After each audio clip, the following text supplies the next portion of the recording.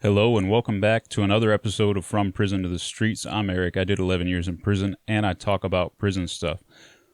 Earlier I was talking to one of my Patreon patrons and he was asking me, what happens if you're old and you go to prison? Does that make your time easier, harder? What about wealth? If you go into the prison system and you have a lot of money, can you become untouchable, and have one of those situations where if someone's messing with you, you can just pay someone else to take them out, put a price on someone's head and handle it that way so you never have to really do any dirt.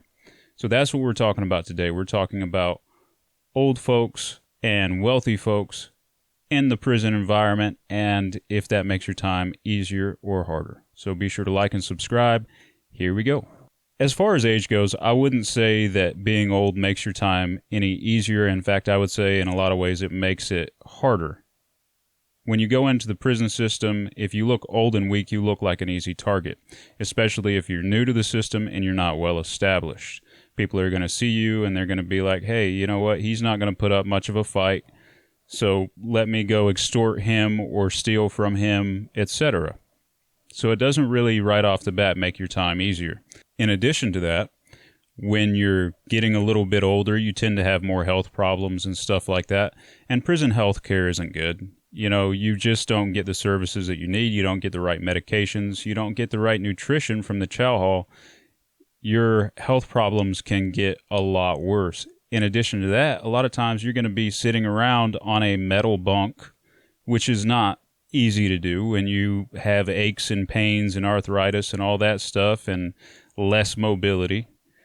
So all of that can be really hard on you, and that can make your time harder. Anybody who deals with chronic pain can tell you firsthand, when you're in pain, it just makes everything else worse. If you're already miserable and then you add more misery on top of it, it's just going to suck. So, yeah, that will affect your time in a negative way. In addition to the health issues, you have the stereotypes that come with being an older guy entering into the prison system. A lot of guys will automatically think that an old dude coming into the system has a sex case.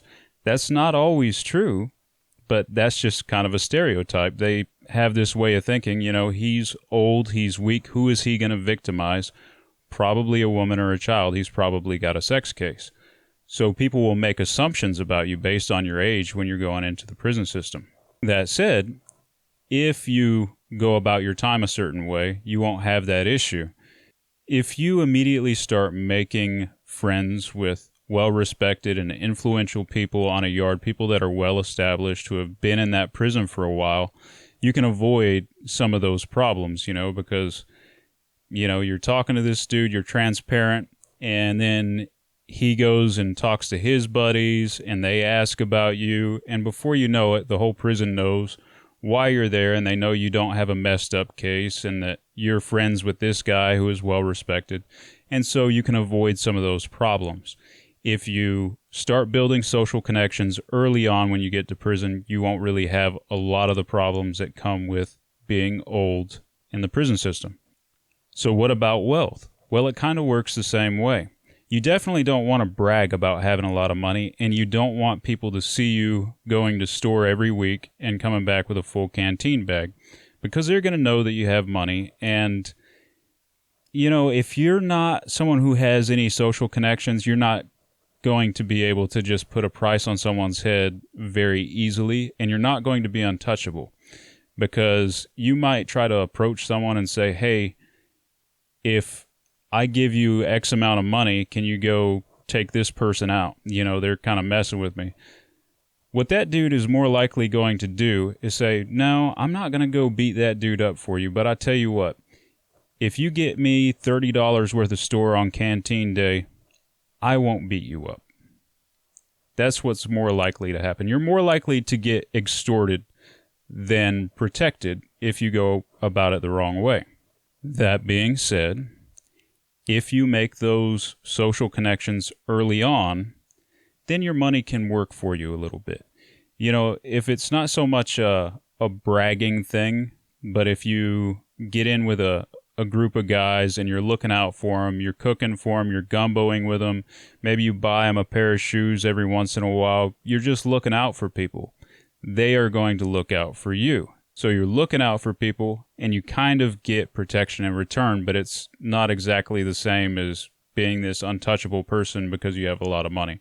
A lot of it has to do with your social connections rather than how much money is on your books. Now, I have met people in the prison system who were old, wealthy, they were untouchable, and they could call a shot on just about anyone. So who are those guys? Those aren't guys who have entered the prison system at an old age. Those are guys who went into the prison system when they were young with a life sentence or a lengthy sentence, and they grew old while they were in prison. And during their prison time, they've been earning respect from other people. They've been stacking paper. Maybe they're hustling. Maybe they're moving drugs. Maybe they are doing artwork. Maybe they have a private industry job. But they make a lot of money over the decades that they've been in prison. There's a lot of dudes in prison that literally make more money than you can spend. So you'll have some of these guys with $40,000, $50,000, $60,000, maybe more on their books.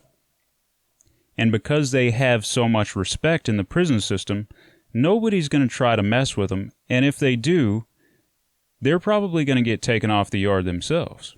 These same people who have grown old in prison, a lot of times they're members of gangs and stuff. And you don't spend 10 or 20 or 30 years or more in a prison environment as a gang member without achieving quite a bit of rank.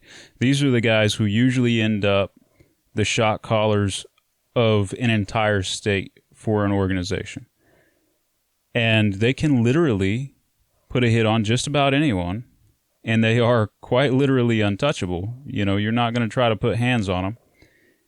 And even if they weren't affiliated, they could, call a shot on someone just on respect alone. They're so well respected in the prison system.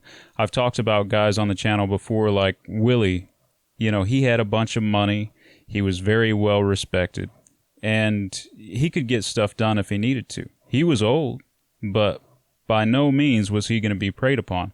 But he didn't really need protection, and he didn't need to call a shot on anyone because he could go handle a problem himself. And when I say call a shot, I don't mean necessarily that he was affiliated, because I don't know if he was or not. But he was so well respected that there were people who would go and do dirt for him. Johnny Wiggins was about the same way.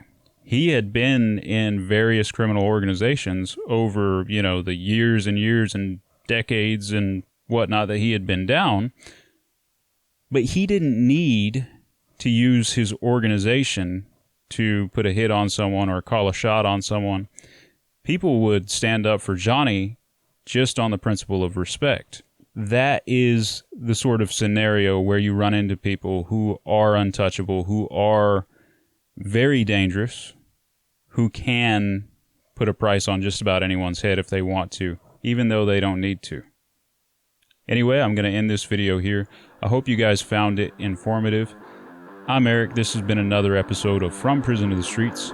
I will see you all later.